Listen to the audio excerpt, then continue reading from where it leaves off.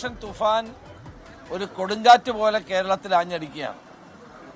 ഇന്നലെ ഏറ്റവും വലിയൊരു ക്യാച്ച് ഉണ്ടായി. ഏതാണ്ട് 18 കോടി രൂപ വില വരുന്ന ഹൈബ്രിഡ് ഗഞ്ച ഇന്നലെ പോലീസ് പിടികൂടുകയുണ്ടായി.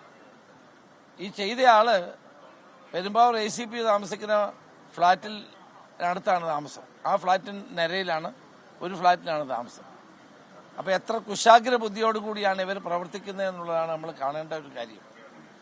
അതുപോലെ കാസർഗോഡ് ഒരു ഫാക്ടറിയിൽ നിന്ന് മിഠായി നിർമ്മിക്കുന്നു. വലിയ തോതിലാണ് നിർമ്മിക്കുന്നത്. കർണാടകത്തിൽ നിന്നുള്ള സഹായത്തോടു കൂടി കുട്ടികൾക്ക് കൊടുക്കാനുള്ള വർണ്ണക്കടലാസിൽ പൊതിഞ്ഞ മുട്ടായി ലഹരി നിറച്ച മുട്ടായി വിതരണം ചെയ്യുകയാണ്. വൻതോതിലുള്ള ആ ശേഖരം ഇന്നലെ പിടിക്കുകയുണ്ട്. അത് നിർമ്മിക്കുന്നതും അവിടെയാണ്. ആ നിർമ്മാണ ഫാക്ടറിയാണ് ഇന്നലെ പോലീസ് അറസ്റ്റ് ചെയ്ത് അതിലുള്ള ആളുകളെ അറസ്റ്റ് ചെയ്ത് പിടിച്ചെടുത്തത്.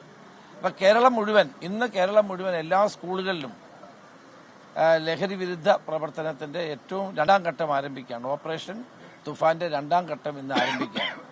എല്ലാ വിദ്യാലയങ്ങളിലും ഇന്ന് വിദ്യാഭ്യാസ മന്ത്രിയും ഞാനും കൂടി ചേർന്ന് ഇട്ട പരിപാടി അനുസരിച്ച് ഓപ്പറേഷൻ തുഫാന്റെ 2ാം ഘട്ടം എല്ലാ സ്കൂളുകളിലും എല്ലാ വിദ്യാലയങ്ങളിലും ഇന്ന് വിദ്യാർത്ഥികൾ പ്രതിജ്ഞ എടുക്കുകയും മയക്കുമരുന്നിനെതിരെയുള്ള വലിയൊരു പോരാട്ടത്തിൽ പങ്കാളിയാവുകയും ചെയ്യുകയാണ്. ഇത് എല്ലാവരും ഇതിൽ പങ്കാളികളാകണം. കാരണം ഇത് നമ്മുടെ നാടിനെ തകർക്കുന്ന ഒന്നാണ്. അതിനെതിരായിട്ടുള്ള ഈ പോരാട്ടത്തിൽ മുഴുവൻ ആളുകളും പങ്കാളികളാകണം എന്നുള്ളതാണ് ഞങ്ങളുടെ ആഗ്രഹം. ഇതിന്റെ ആദ്യത്തെ തുഫാൻ വാരിയർ ശ്രീ മോഹൻലാലാണ്. ഇന്ന് കേരളം മുഴുവൻ എല്ലാവരും തുഫാൻ വാരിയേഴ്സായി മാറിക്കൊണ്ടിരിക്കുകയാണ്.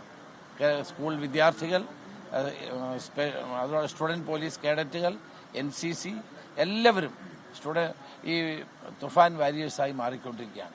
പത്രപ്രവർത്തകരും തുഫാൻ വാരിയേഴ്സായി മാറണം എന്നാണ് എൻ്റെ അഭിപ്രായം.